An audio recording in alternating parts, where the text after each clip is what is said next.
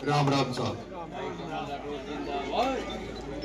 दुर्जनपुरा के सभी पंच पटेलों, युवा साथियों, सामने बहुत सारी बड़ी संख्या में माताएं भी खड़ी हैं। अंता में उपचुनाव हो रहा है।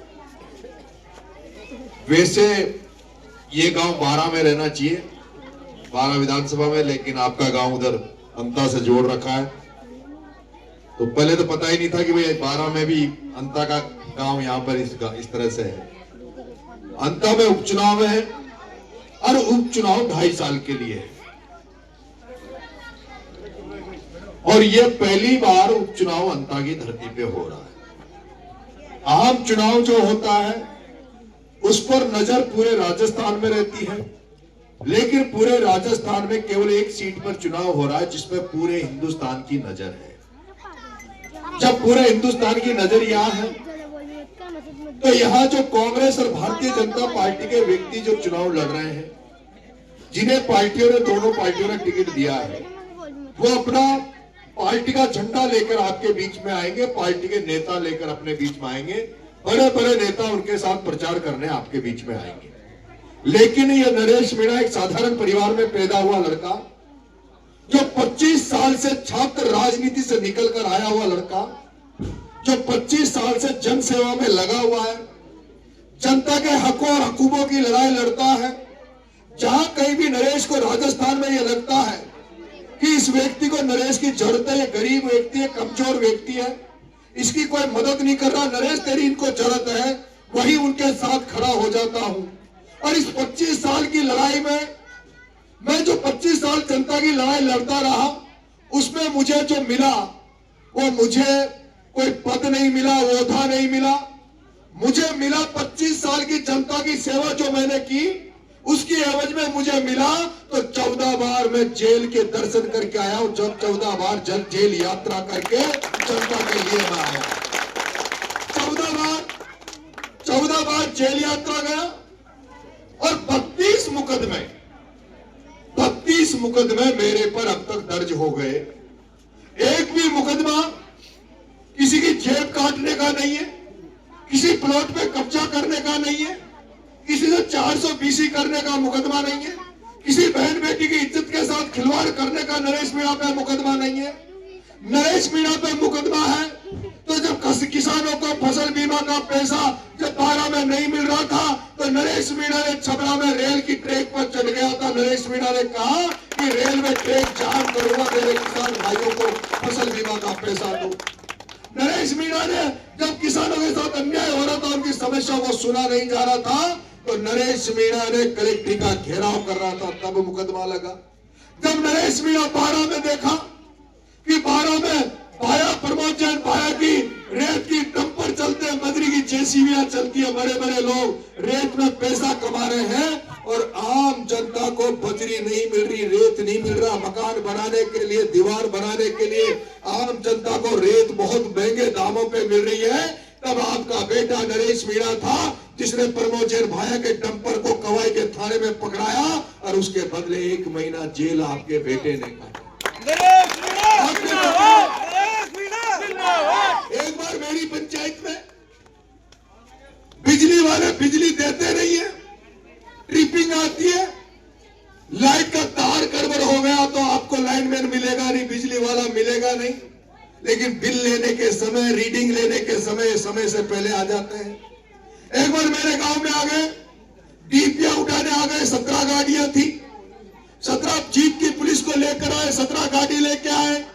मैंने कहा डीपी जब उठाने दूंगा, जब लाइट की व्यवस्था सही कर दो, तारों को सही कर दो, खंभों को सही कर दो, ये जो तुम्हारे तार लटक रहे जिससे हर साल कोई बच्चा मर जाता है, कोई व्यक्ति दुर्घटना में ग्रसित हो जाता है, पहले लाइट का सिस्टम को सही कर दो, उसके बाद बिल मांगने आना। और उन 17 गाड़ियों को तोड़ के जूत दे के भगा दिया, किसी की डीपी नहीं उठाने दी, इसलिए जेल जाकर आया, वहां पर देवलिया टोक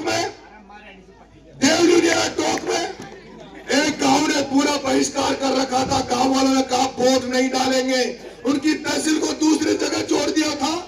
उन्होंने कहा वोट नहीं डालेंगे, बहिष्कार करेंगे, हम वोट जब डालेंगे जब हमारे गांव को हमारी चाहत के हिसाब से एसडीएम कार्यालय जोड़ दिया जाएगा। जब वो बहिष्कार करके बैठे थे, एसडीएम दादागिरी कर रहा था। एसडीएम ने कहा कुछ नहीं, मैं एसडीएम हूँ, छोटा कलेक्टर हूँ, जबरदस्ती तुम्हें वोट देना पड़ेगा। मैंने कहा नरेश मीणा के रहते हुए तुम्हारी औकात नहीं जो किसी आम जन से तुम जबरदस्ती वोट डालवा दो। और वो थप्पड़ भी आपने सुना होगा, उसकी आठ भी आपने सुनी होगी इस थप्पड़ कांड की, और पूरे राजस्थान देश में वो थप्पड़ गूंजा था। एक कलेक्टर के तमाचे में थप्पड़ पड़ा। आपके भाई ने, आपके बेटे ने 8 महीने जेल टोक में काटी। मुकदमा इतना बड़ा नहीं था, मुकदमा बड़ा नहीं था। थप्पड़ में 323, 341 लगती है, लेकिन इसलिए मुकदमा बड़ा हो गया कि तुम्हारा बेटा तुम्हारे लिए इन बड़े बड़े नेताओं से टकरा जाता है। तुम्हारा बेटा ओम बिरला से टकरा गया, तुम्हारा नरेश बेटा पिपलोदी के बच्चों को न्याय दिलाने के लिए जब वसुंधरा से टकरा गया तो वसुंधरा ने 40 दिन जेल में रख दिया। वसुंधरा ने 40 दिन जेल में रख दिया। तुम्हारा बेटा तुम्हारे बीच में जब बोल रहा हूं, यहाँ पर बेरवा समाज, मेघवाल समाज, दलित समाज बहुत है, ठाकर समाज भी है। मैं दलित समाज से कहना चाहता हूँ, ये नरेश मीणा वही नरेश मीणा है जो इंद्र कुमार मेघवाल की हत्या हो गई थी एक मटकी में पानी पीने के लिए। ये नरेश मीणा कई दिन तक धरना देकर जयपुर में बैठा रहा। ये नरेश मीणा वही था जो गरीब बच्चे पिपलोदी में भील समाज के, दलित समाज के बच्चे मर गए थे, उनको न्याय दिलाने के लिए 15 दिन अन्न छोड़ दिया था और हॉस्पिटल में भर्ती हो गया। सरकार से भी उनकी मदद करवाई और जनता से मिलकर 1 करोड़ भी उनकी मदद करवाई। मैं आपसे कहना चाह रहा हूँ, पूर्वी राजस्थान, पश्चिमी राजस्थान में कोई व्यक्ति सरकारी तंत्र की वजह से मर जाता है, वहाँ के नेता धरना देते हैं, 50-50 लाख की मदद करवाते हैं। लेकिन 12 जिले में कोई भी मर जाए तो नेता संभालते नहीं है, कोई पूछ नहीं रहा क्यों मर गया, कैसे मर गया। आज दिन तक 12 जिले वालों बता दो, कोई लाइट से मर गया, कोई सांप के काटने से मर जाता है, कोई खेत में काम करने से मर जाता है, उसको सरकार 5 लाख रुपए देती है। कभी सुना किसी नेता ने किसी आदमी के लिए धरना दिया, ज्ञापन दिया या उसके लिए मदद करी? आपका बेटा एक बार नाहरगढ़ में 2 बच्चे लाइट से चिपक के मर गए थे, उनकी लाश को लेकर बैठ गया, 28 लाख रुपए की मदद उन बच्चों की कराई। मैं आपसे कहना चाह रहा हूँ, एक बार एमएलए बना दो, एक बार 2.5 साल के लिए मौका मांग रहा हूँ, 2.5 साल के लिए मौका मांग रहा हूँ। 78 साल से आप कांग्रेस बीजेपी को वोट दे रहे हो, बार बार हर बार एक बार बीजेपी एक बार कांग्रेस को बनाते हो। मुझे तो केवल 2.5 साल के लिए बना दो, किसानों की एक एक समस्या को दूर करूंगा, गरीबों की समस्या को दूर करूंगा। वादा कर रहा हूँ, जिस दिन आचार संहिता खत्म हो जाएगी उसी दिन किसानों को, हजारों किसानों को लेकर कलेक्ट्रेट में बैठ जाऊंगा और कलेक्टर से हिसाब मांगूंगा। कलेक्टर जो सोयाबीन खत्म हो गई, जो धान की फसल खत्म हो गई, उसको नरेश मीणा तभी अनशन से उठेगा जब फसल बीमा का पैसा इन किसानों को दे दिया जाएगा, गरीबों को दे दिया जाएगा। हालात खराब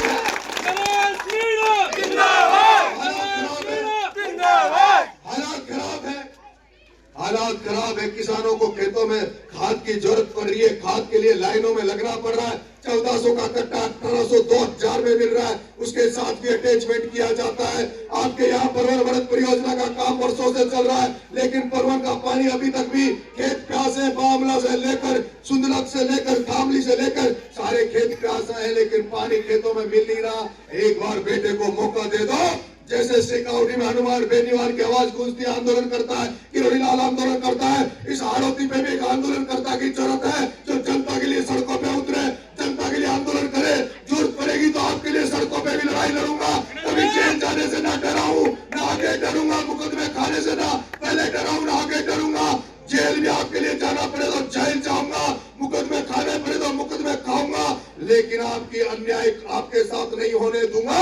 और विधानसभा में तो जिस तरह से आज नरेश मीणा बोल रहा है, आज नरेश मीणा बोल रहा है, इसी आवाज को जब तुम राजस्थान की विधानसभा में सुनोगे, जब किसानों के हितों के लिए नरेश मीणा राजस्थान की विधानसभा में बोलेगा, जब दलितों के हकों के अधिकारों के लिए राजस्थान की विधानसभा में इस नरेश मीणा की आवाज जब गूंजेगी तो तुम्हें भी गर्व होगा कि हमने एक ऐसे एमएलए को बिठाकर विधानसभा भेजा है जिसके मारे 200 विधायक चुप है, लेकिन नरेश मीणा की आवाज गूंज रही।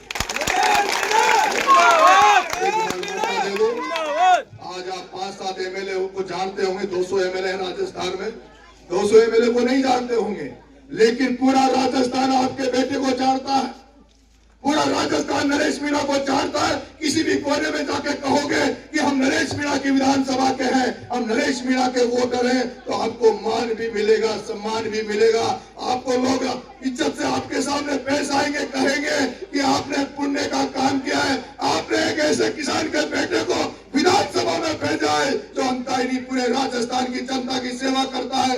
25 साल से सेवारत हूँ, 2 साल से उगाने पेड़ घूम रहा हूँ मैं, नंगे पैर गांव जा रहा हूँ, पैरों में छाले हो रहे हैं, इसलिए नंगे पैर जा रहा हूँ। ये प्रमोद जैन जैसे भ्रष्ट नेता को, ओम बिरला जैसे व्यवसायीकरण की राजनीति करने वालों को, जिन्होंने राजनीति को पैसे कमाने का धंधा बना लिया, इन धंधा करने वालों को, कारोबारियों को नरेश मीणा विधानसभा लोकसभा में रोकना चाहता है, इन भ्रष्ट नेताओं को राजनीति से दूर करना चाहता है, इसलिए नंगे पैर घूम रहा हूँ। अगर आप चाहते हो कि मेरी मदद करना चाहते हो, आप चाहते हो मेरे पैरों में छाले नहीं हो, मैं जूते चप्पल पहनकर आपके बीच में आऊं, तो मेरे पास कृपा करना, मुझे विजय सिंह दिलवाना। मदद करोगे?